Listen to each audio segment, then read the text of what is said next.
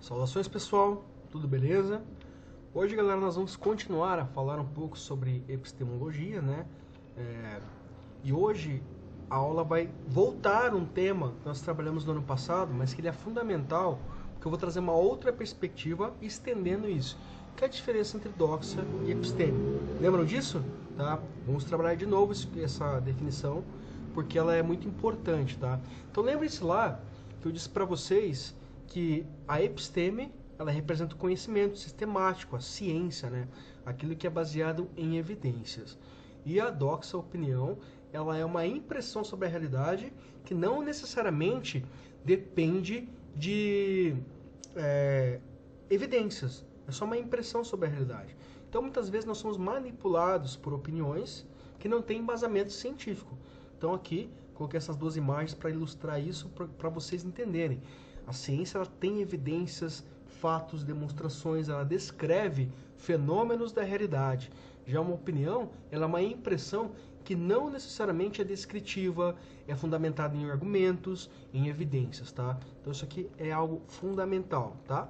A partir disso, pessoal, nós entramos aqui no tema dessa aula, que é um tema muito caro para a filosofia, que é a diferença entre o empirismo e o racionalismo.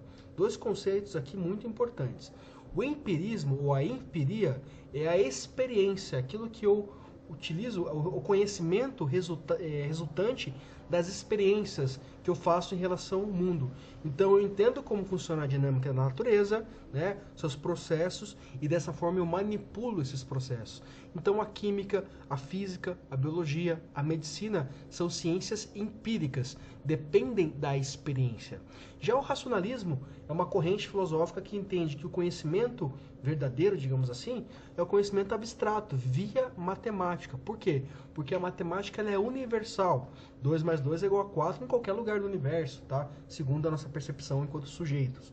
Então, essa é a diferença fundamental. O empirismo trabalha com a experiência, a manipulação da natureza, e o racionalismo trabalha com os processos mentais. As duas coisas existem e as duas coisas são conciliáveis. Mas essa aqui é uma discussão muito importante, muito acirrada na modernidade. Quando eu falo modernidade, estou falando do século XV, né, depois de Cristo, até o século XVIII e XIX, tá?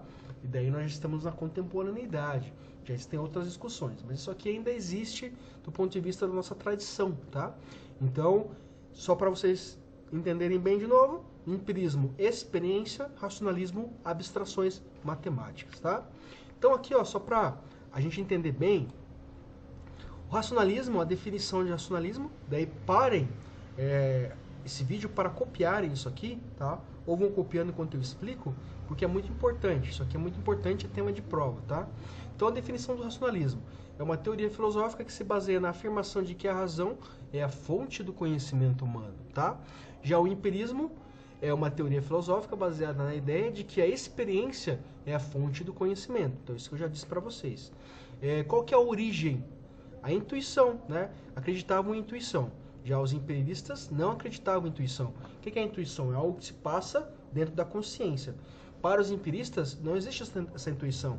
O que nós chamamos de intuição para os empiristas são processos continuados de experiências. Então eu tenho a experiência e essa experiência me permite criar inferências, criar ideias, tá? As ideias inatas. Os indivíduos têm conhecimentos inatos. Ideias matemáticas a priori que existem já quando você nasce. Já isso para os racionalistas, claro. Para os empiristas não existem essas ideias inatas. Eu vou desenvolver as minhas impressões sobre o mundo conforme eu crio experiências, tá? Da onde vem o conhecimento para os racionalistas? O conhecimento é baseado no uso da razão e da lógica, ou seja, da parte matemática. Já para o empirista, o conhecimento é baseado na experiência e na experimentação, na empiria, né? Quais são os princípios chaves do racionalismo? A dedução. Então lembra que eu falei para vocês que eu deduzo de uma ideia universal para o particular, né? Então a dedução do universal para o particular.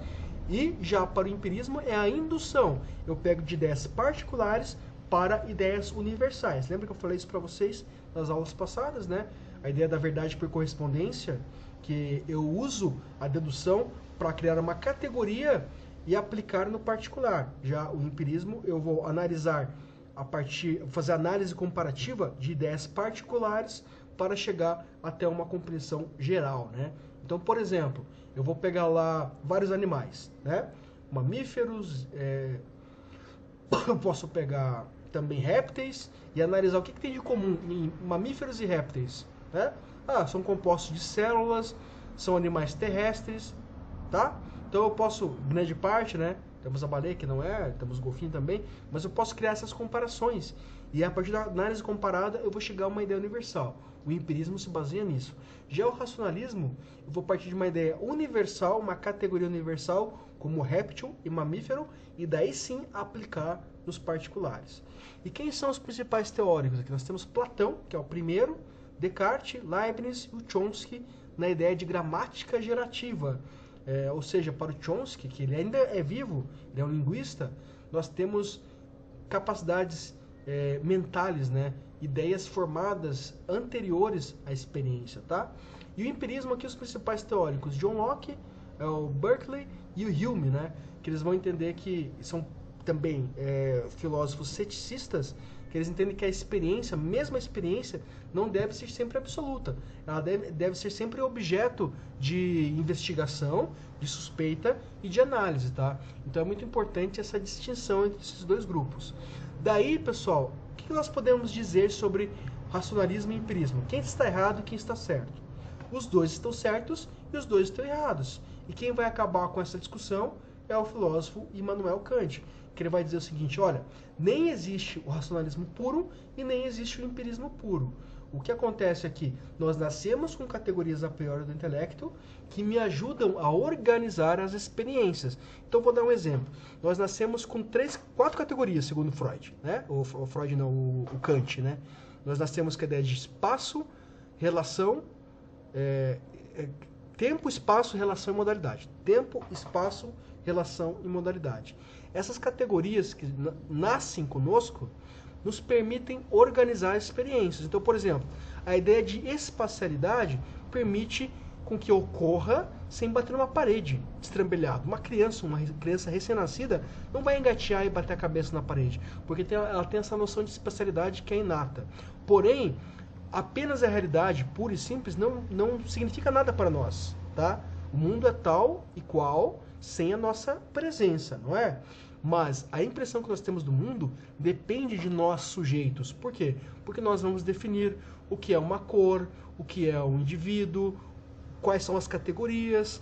Nós vamos criar elementos demarcativos para viver dentro deste mundo, tá? Então, nós usamos essas duas expressões, beleza? Mas, por enquanto, eu só quero de vocês a capacidade de diferenciar, distinguir o que é o racionalismo e o que é o empirismo, beleza? Então não deixem de copiar essa parte aqui, anotar essa parte no caderno de vocês, para depois vocês conseguirem realizar a prova, beleza, pessoal? Então é isso a princípio, vamos parar por aqui, e a partir da próxima aula eu ainda falo um pouco mais sobre isso, e eu vou falar especificamente do Descartes, que tem lá na apostila de vocês uma análise dele sobre essas discussões. Beleza, pessoal? Então é isso. Essa semana não vou passar atividade, tá? Vocês só vão assistir a aula, fazer as anotações e daí na próxima semana eu passo uma atividade. Então, até mais, pessoal. Se cuidem e não deixem de estudar. Um abraço.